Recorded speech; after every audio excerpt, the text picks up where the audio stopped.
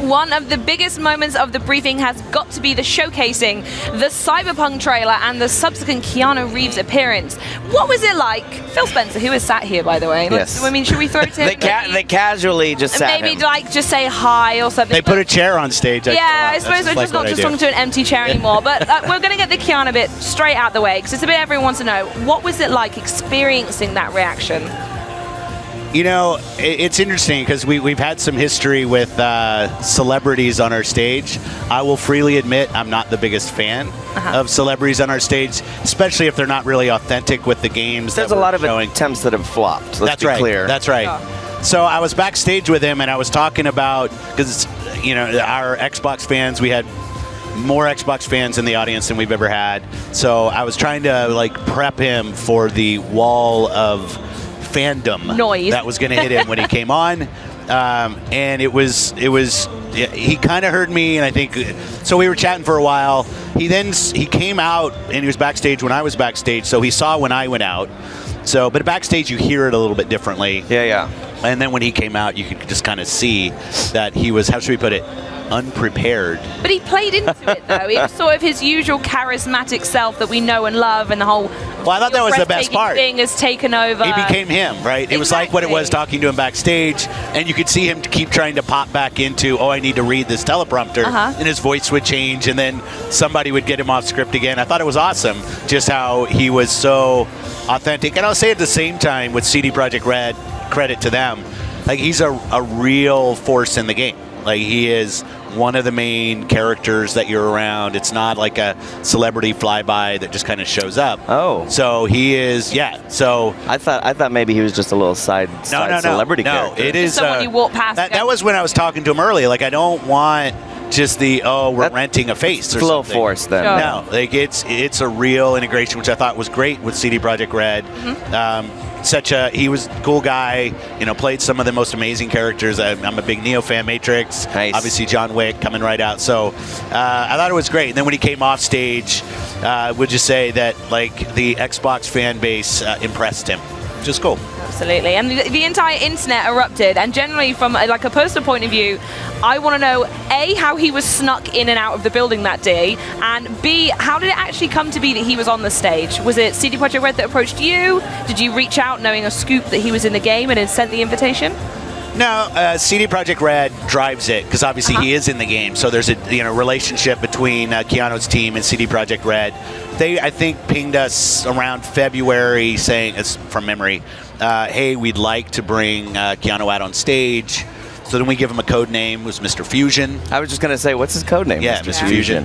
And he didn't do any of the rehearsals. So in the rehearsals, people on our third-party team are coming out. All the VO voices, introductions, Mr. Fusion, welcome to the stage, Mr. Fusion. There was nothing really in the script that would tell you who he was, or even who she was, right? It could have been anybody, it's the sister. So we kept it silent, which is always a risk in these situations for both sides, all three sides, really. And then he showed up the day of, a couple hours early, read through the script. He already had the script. The script is pretty simple. And yeah, we pulled it off. I mean, a couple things leaked this year. I was glad the Double Fine thing didn't leak, and I was glad Keanu. I really thought Double Fine was gonna get out there. Did you know? Am I the only person who didn't know about this? I knew about 2 days before. Well, that's a weakness right there. If Hat Backward Boy. Oh my gosh. You already not being left alone for this hat. Because that dude leaks like crazy. So, how did you find out? It was in a meeting. No, it was in a meeting. Okay. Yeah. So it was legit. Yeah. No, it was a work reason. Okay. It was a work reason for social because we were covering. No, we were tweeting about it from Mixer. Look at that. See, I made him defensive. Oh my God! Now I'm doing the defensive hands. You insulted the hat. No. It's great to have you up here. Did you have a hat on? I didn't notice because I don't see. I only see the back of it. So. I want to talk a little bit about E3 and the fans. I know they're very important to you. They're very important to us over at Xbox, and I know they're a big part of us, hence why we put 700 of them, part of FanFest, right up front to the stage to experience 1,500. 1,500? 1,500. I thought it was 7. So we had to, because of the stage setup, that we had fans that were here that could come to the show. So we had our original FanFest people who could come in later and we do other things. Right. But then because we're in the Microsoft Theater, which is bigger than the Galen where we used to be, so we're always kind of gauging first, how fast can we get people in because all the security and stuff that we have to do regretfully now, but you got to do that. So we're able to expand it. So yeah, I think we had nearly 1,500 fans here in the theater during the show, and you could tell. Yeah, it's a whole nother experience. I was underneath the stage, and because there was the slight delay in watching it downstairs. Yeah. And I didn't know Keanu come back, going back to the previous point, but I could hear something had happened. Yeah, you heard the rumble. The room just erupted. Yeah, it's and I've said this before, but because we're with Mixer, my daughters were here in the audience for the first time. So my two daughters are in college now, and they've watched Dad on streams and stuff. And they've seen you do a couple of them. But having them here in the audience and they met a lot of the fans that I've known for years now was a really nice moment. And for me, the fans are as much a part of the job as anything that I do. Whether I'm playing with them on Xbox Live, whether I'm interacting with them on Twitter or Xbox Live, or coming to events like this or EXO or other places where they show up. One of the things I love is I see so many faces that I've seen, a couple times a year, get to know people, get introduced to their family. It's what I think gaming is about. Gaming brings people together. Gaming is for everyone. Absolutely. Yeah, there you go. and I think our fan events are just such a great kind of physical manifestation of that. And it's one of the primary reasons I wanted to make sure we were here in E3 in a big way. Not everybody did, which is fine. Like, other people have to make their decisions. But it is much about the engagement with fans that love our brands, love what we do, love gaming. And the opportunity for them to come here, see our booth, but also go Nintendo, go Bethesda, go see Borderlands, do all the things that are here at E3. It's just amazing. Yeah, a lot of people love it. And it is a once-in-a-lifetime experience for a fan. Just seeing them, because they go home, and then I see them on social, they're talking about it, they're sharing their photos. It's a buzz about it for a while afterwards. That's Absolutely. Right. And I think that matters. And some people, I do quite a few selfies while I'm here, and, Really they'll show me, the last 5 years of us doing selfies, which is like seeing yourself in age in real time. But it's so cool that we have these long-term connections with some people. Yeah. Some people, it's their first time here. See a lot of couples coming in, which I always think is fun. Seeing families, and like I said, yesterday a guy brought up his son, and he was so excited. He was checking out some of the stuff up here, and it was cool. You just saw his eyes just light up, and everything. There's a guy I play Gears with sometimes. These gamer tag changes, but it was Darth Merkham at the time and he's in a chair. And I saw him a few years ago. He's a big Gears fan. He and Rod and I met with him. He came again this year. His whole family was here. And I talk to him online every so often, but this is the time he's here in LA, so it's a cool time for him to come to the event and get to catch up with he and his family. And I just love that stuff. Yeah, you have some regulars that you play with, and it's cool to see that if they come to these things, kind of see it on the big show. Yeah. There's a lot of fans. Now I have a 7-year-old at home who I accidentally, she's been watching, I may have accidentally told her that the new console's named after her because she's called Scarlett. That's it. And she's like, thanks, Mummy. So in case you get a 7-year-old come up to you saying, I'm the new console. I've been asked why it's called Scarlett. Now we know. It's for you, babe. It's for you. Nice. I love it. I'm curious, how does this E3 stack up for you personally? Because you've been a part of 10 of them now or more. I don't want to age date you and how many times you've been part of them. How many times you've been incognito? You've been part of a few. Personally, my first one I think was 2001. Nice. So personally, not from a press or a PR, but just personally, how does this one stack up for you compared to previous E3s? The latest one, the now one, is always the best for me, and it doesn't mean it rated better or it had. This one we actually had more social and higher ratings than we've had for any other show, which I thought was great, and because there was some question about, with some people not here, was the buzz around, but all of our metrics, were higher than we've ever been, which is great. But kind of for me personally, the thing I love more and more about the show is how our team shows up. It's not talking head dude reading teleprompter. Absolutely. But, having the Scarlett video, and this, those were the people that are working on I really Scarlett. Appreciated seeing a lot of the people I see in the Jason office. Ronald, yes. Xbox beard guy. That is him. Nice. Right? You see the memes? Someone cut his beard off and said 4K, and then they let his beard full and said 8K. And Liz Hamron, she's in right there, and Rachel Card, who opened it, she is the head PM for. So it's I just love the fact that the team shows up. And then like Sarah Bond coming out, who's head of global partnerships for us, been on the team for quite a while now. And I just think, so anything that I show, whether it's Outer Worlds, I was talking to Fergus last night about them opening the show and the passion that the team has behind that. Last night I did Giant Bomb and I was wearing the Blair Witch shirt because I just thought that was the one game in our show that probably improved the most from the first time I saw what we wanted to show till it actually got to the show. Just them continuing to iterate. And, you know, I saw the team out. They gave me the shirt a couple days earlier. And the people behind what we show on stage is the thing that always impacts me. Because there's so much like heart and dedication, not just our stage, it's just what the industry is about. So the reason it kind of always gets me at kind of a personal level when I come out is I just think about all the hard work that's gone into making the show what it is. Yeah, I have to say, I see a lot of talking heads, like you were saying, and you see them in a lot of videos, and you guys should know, like, those are the people we see every day in studios, getting coffee, hanging out, walking around, picking their nose, like they're just normal everyday engineers. That was me. He was talking that was this guy. You didn't have to say on the stage though, did you? I didn't. But I was talking to a guy that the name fails me now, but one of the lead designers of the Elite 2 is out by the stand at the moment, and I was just standing around taking some pictures, having a feel, and he came over and introduced himself as who he was, and I'm like, oh my goodness. Yeah. It's just like, this is your baby, and it's here, and the general public is holding it, and there was a video about it, and you're just here watching everyone experience it now. You know, it's the Project X, which is right behind the Xbox sign over there, Project X Cloud hands-on demo. And I had a lot of people come up to me while I was here for FanFest. Hey, I'm an engineer. I really like cloud. I'd like to work on Project X Cloud. What could I do? And I look over at the table, the people doing demos, and I'm like, well, that's the team building it, right? Like, there's Kevin LaChapelle, who's lead engineer. There's Kareem Chowdhury, who's head of the project. Like, if you want to go talk to the team, that's just go talk to the team right there. And, you know, that's such a great example of a team.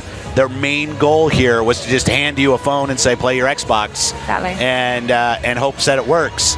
And the biggest kind of compliment we can get is, it works. Like, that's what we wanted. But having the team there and just representing what they build, because they've worked so hard to get here across all different projects, is just a special moment for us. Yeah, it's been great. And I am being told, like, there's a bunch of people in chat who think this has been Xbox's best E3 on record. I know that might sound cliche because year after year after year, but people really feel the one-up. There is a gap in the industry at this E3. There's a clear, like, not everybody's here, not everybody's doing their thing. There's a clear, wide-open gap there, and I think Xbox kind of brought a double punch, as a lot of fans feel. The one thing I want to say that area on this is... it's been a very big topic of conversation. Yeah. I think the E3 is better if Sony's here, if EA is completely here, if Activision's here. I think this is about gaming and gamers coming together. And Jim Ryan and I were talking about it. You know, he and I talk quite often, and I was like, I think this show is better with you guys here. I don't see it as, oh, here's the gap, and let's go kind of, you know, run Xbox through that gap. I think E3 should be about everybody in gaming here showing their best wares, competing with what they have, but also representing what this industry can be about. So yeah, I love the fact that we had a good E3 this year and we had great social. And there's some feedback I got on, hey, we need more gameplay on stage. I wanted to see Gears single-player campaign. I want to see Rod standing on the stage faking like he's holding a controller playing. Rod's usually playing. But, you know, so I hear the feedback as well. But I will say for E3, which is gaming and E3 is more important than Xbox. Yep. And I think it's important that everybody's here showing, or we make E3 something where everybody can be here. And I'm on the ESA board that runs E3, and I want to make sure we have a time to celebrate what this industry is. So it's great that we had a good show. I think E3 is better if everybody's here. Yeah, because that's the way I've always interpreted it. It hasn't been oh, they're doing this, and I wonder how they're going to respond. I've always felt it's the industry sort of carrying with their arms full of everything they've been working on and giving it to the community and going, we made this for you. That's right. I hope you like it. This is for us now. It's not, I hope they didn't do better than us, and I'm going to hide my stuff over here. And if it's everybody, I think it's a bigger celebration. That's right. Exactly. And then you see, like, Banjo on Nintendo's Yes. stage Super Smash, which blows up. We got like Dungeons, which we want to ship everywhere. Those things. So it's also, the industry is growing to a point where the walls between the different platforms and gardens, or maybe there's more holes in them than there are kind of wood. And I like that. Crossplay, all of these things. And gaming as a overall industry is growing so fast, we don't actually need to elbow each other out of the way. You just focus on where the new opportunity is, and let's go. So I think we should do some work on E3 to make sure it's a place where every company can come and feel like they get the most out of it, and that E3 shows what everybody's working on. Yeah, Amazing. it's like it's a big deal. The cross-pollination, I'll call it, is happening a lot more frequently. Xbox just recently announced the deal, and where there's the whole cloud deal with Sony. Yeah, like that was a very I think we might have broken some necks. People swiveled their heads so fast at that. It was definitely a lot of shock and awe. But I feel like you're seeing a lot of that because now you have the stuff with Nintendo. Now you have the stuff with Sony. But if you think about the thing with Sony, Microsoft has a 20-plus year history with Sony. Yes. They ship bio laptops. They just start today. That's right. I mean, the companies know each other. I know there's, from the outside in, sometimes there might be the Hatfields and the McCoys, and we kind of have our little camps and we're shooting each other or something. But there's so much business that all of these companies do together. And yes, we're competitive, and I think that competition actually kind of leads to better outcomes in many cases. But that doesn't mean that as a platform we should try to disadvantage other companies. I think the games industry is better with brands like Nintendo and PlayStation strong and helping us grow, because there's people that have invested their trust in those brands. And I think more and more, as you're saying, those brands don't have to exist at the exclusion of other brands. And Sony and Microsoft have a long history of working together. This is an MOU. I kind of tease. It's kind of the announce of two CEOs shaking hands and smiling into a camera. But there's real intent there with Azure and Sony, which I think is great. And there's we're putting Xbox Live on Switch. We've got more IP there. We're at our games in Steam. Halo Master Chief's going to ship in Steam, and Gabe and the guys have been great about letting us put Xbox Live there. So buy Master Chief in our store, buy Master Chief in Steam. Everybody gets to play together. So I think the opportunities for collaboration, something I really care about, and others do as well. It's not unique just to me. I think is great for the industry. Yeah. Okay, well, we're going to strip this back a little bit, because I think it's pretty obvious that all of our favorite part of the year is E3. But in the run-up to E3, what does the typical day look like for you? Is it lots of meetings, spreadsheets? You need to be there, and then you're going to say this. How does it look? Apparently, it's standing in coffee lines. But now, yeah, if this one's got anything to say about it. So honestly, we start planning next year's E3 the week after this year's E3. Wow. So what we'll do is we'll look at this week and we'll say what worked, what didn't work, and we've already started to kind of compile those things. And then really from getting the show ready, that starts in December. My meetings kick in January, and things start ramping. We start to get an idea of what stories we want to be able to tell, what are our main themes that we want to talk about. January, I'll probably have my first meeting with the team, the whole team. And we'll say, okay, and then we'll look at what games that we might want to show, what are the hardware and platform things that we might want to do, how does that map to the messages that we want to get across.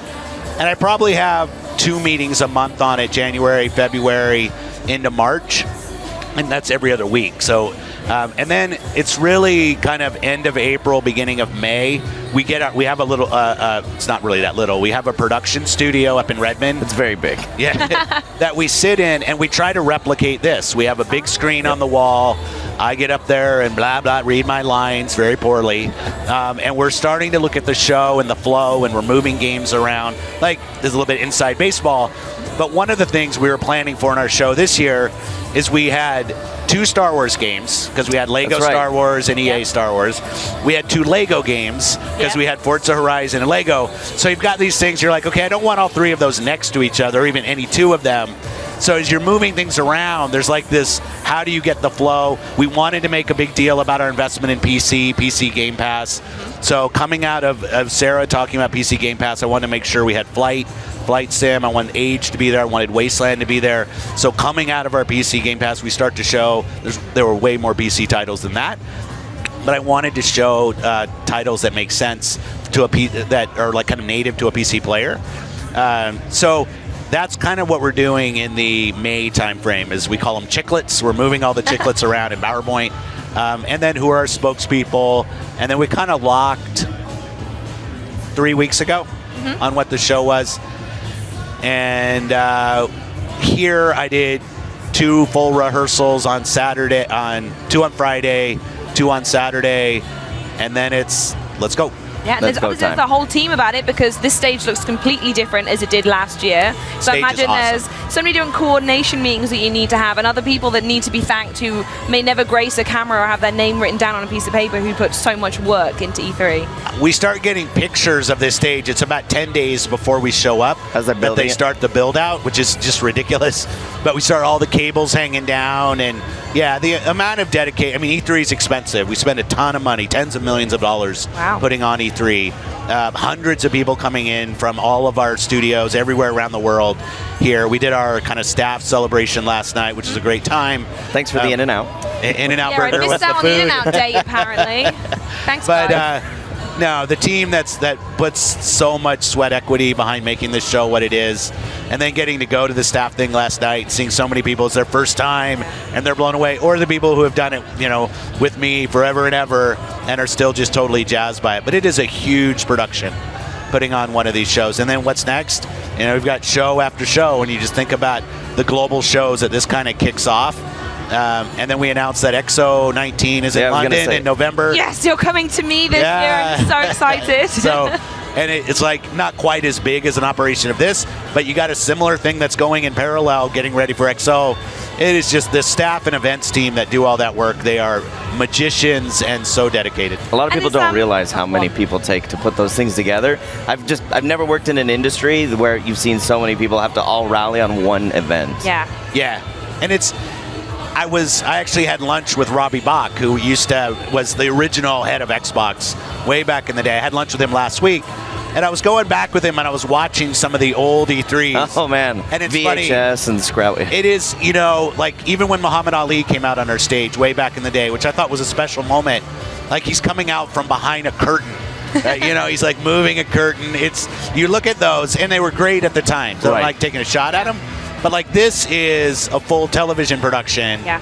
And then as you said, the team takes the stage, transforms it, and it becomes our show booth for the whole week. And people are loving it because like there's our same screen, everything that they can go see. So yeah, it's come a long way. It's a nice touch. And in the Microsoft Theater, I love the Galen Center, but I love the reverse of it, where you turn it into a booth. Yeah. Because then not everybody gets into the briefing, but I love when fans can come to E3, then can see like where the magic happened, where it all happened. And for us, we do some things at night. Yes. Like we bought the fans. We bring some influencers, It's harder to do that in LACC because they close. So, I get asked sometimes, why aren't we on the show floor? It's because we use this thing till about 10 o'clock at night. We brought in press right after the show so they could come in and play for our influencers. And then the next night we had Fan Fest here. We'll bring retailers in the evening. So it's efficient. And then right outside we have the Mixer Dome. That's right. Which is right out front. So fans we're right across the street from LACC. Same badge gets them in. And then they can, go to Mixer and stuff.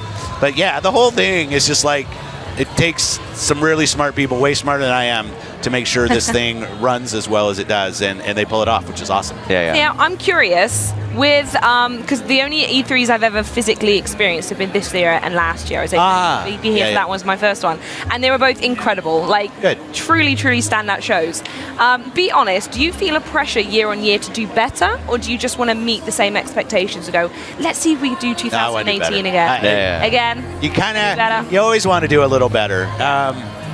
And that's why literally right next week we will go through what could have gone better. A postmortem. I hear the feedback on I want more gameplay. I think okay, we're gonna have that in a note. So December, I put it in a OneNote to use Microsoft product, Microsoft OneNote, so that when I get into December, my E3 2020 tab, I'll say okay, what are the things I wanted to make sure were in my head from last year that I remember for this year, so that essentially you're working towards the perfect show. That's right. You're giving fans a show. I hope we never what get they there. want. We probably won't.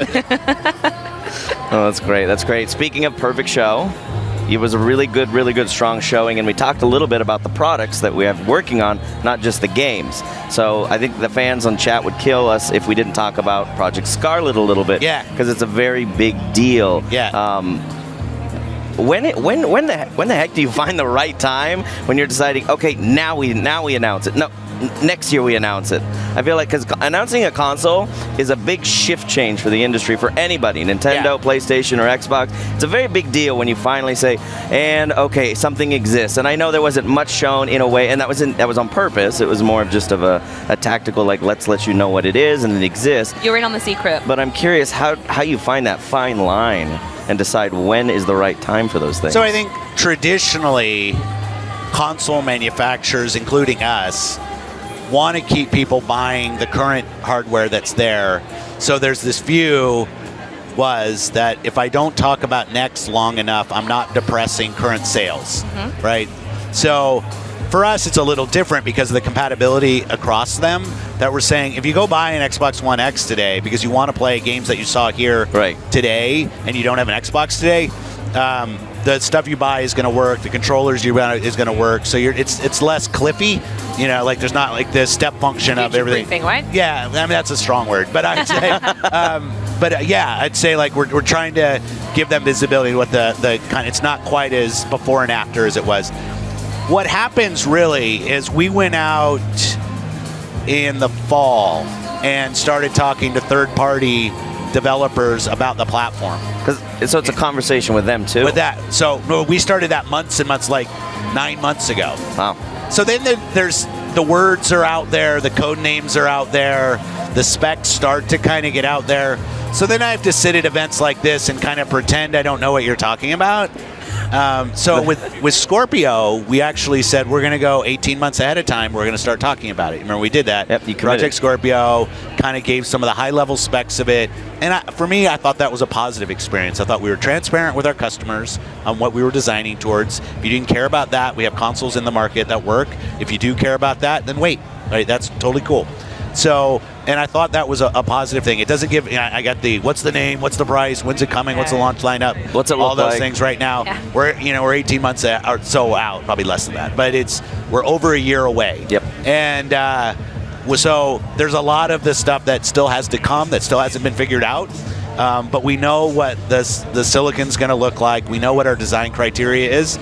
So I learned a lot from Scorpio on the Scarlett announce. It was unlike any other announcement, I think, with any other console. So it was a lot of unique, like just announcing a project name of a console. That's right. Versus just saying, here it is. Yeah, and there's some magic to that. Like you go back to, Jay coming out or Robbie or Bill or whatever, and I'm not really, I don't need that moment. But it's, and at some point we'll show what it looks like, the ID.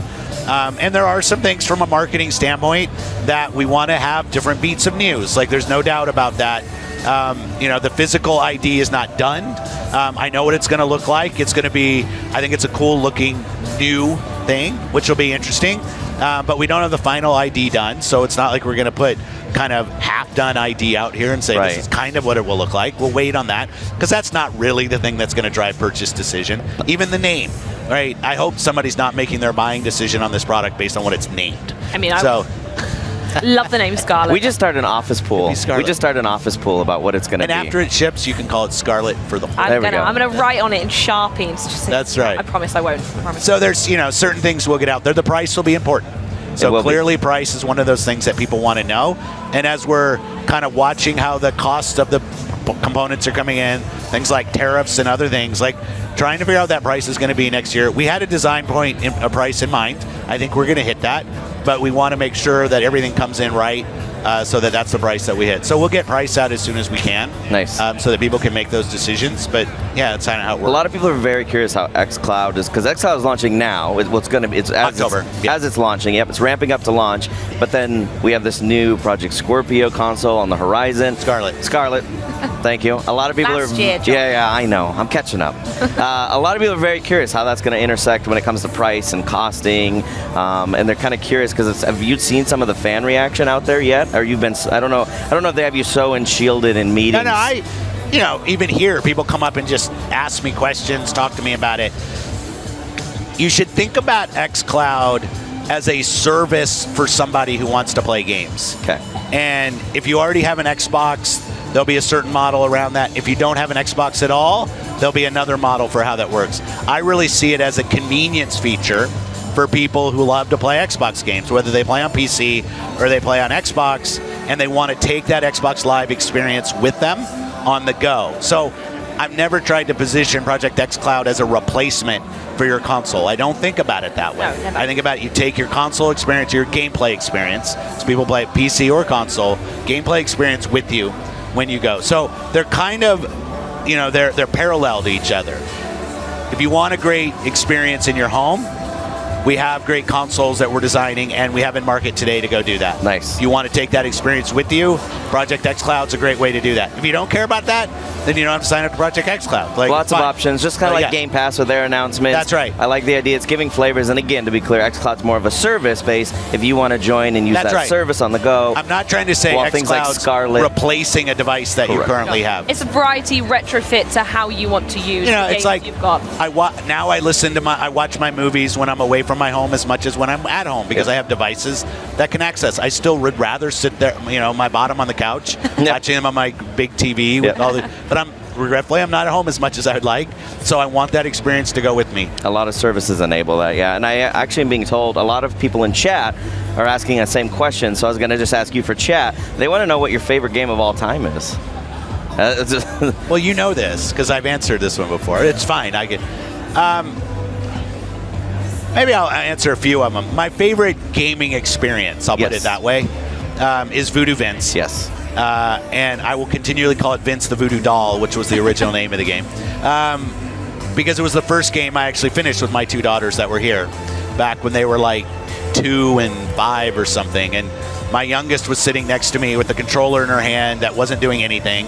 But she felt like she was controlling Absolutely loving it. And then my 5-year-old was on my lap, and we would kind of trade off whenever we'd fail. We'd kind of hand it back and forth. And that was the first game the three of us finished from beginning to end. And Clayton Ketzer, who worked on that game, was the founder. That remaster was so. I was sat near him actually when he was making that whole thing, now, which is awesome. And it was crazy just to hear him talk about it and show updates on it. So for me, that will always be a memory for all three of us, like that we've done. I still have my Voodoo Vince doll, like the little burlap one that they made. If I think in my history, Robotron was a game early on that just kind of, Ken Lobb and I play a lot of Robotron. It's one of those things that we're bound kind of together. There's seminal moments like Halo CE at the launch of Xbox. That's just so important. But I'm a little bit cheesy, but I'd say, my favorite game's the next one I get to play. Like I'm always looking for the next game that's going to catch me. I'm playing Outer Wilds right now in Game Pass. Nice. I think it's a great game. I love the style of it. I love the kind of, right now I'm kind of into those search and discover and kind of games. I like those. But my moods change. A lot of things change. So I just love the fact that there's so much creativity in our industry right now. It's not just about our stage, but obviously I know these. Blair Witch, like I said, I'm not playing the game. Too scary. I'll probably play it. Terrifying. Yeah. 12 minutes, like watching that trailer of the 12 minutes game on stage, just totally compelling to see that. And then you can go to the game that will probably soak most of my time up when I say Minecraft Dungeons. I mean, like just ridiculous. Right? I'm actually personally excited for that. So I'm a big fan of Diablo, and I have a 9-year-old son, and he always wants to play, and that is not a game I can let him play. So, but he loves Minecraft. And when they showed that, man, I got to admit, man, the first thing I was like, I need to go home and tell my son about this. I was talking to Jeb last night about it, who is the lead designer at Mojang.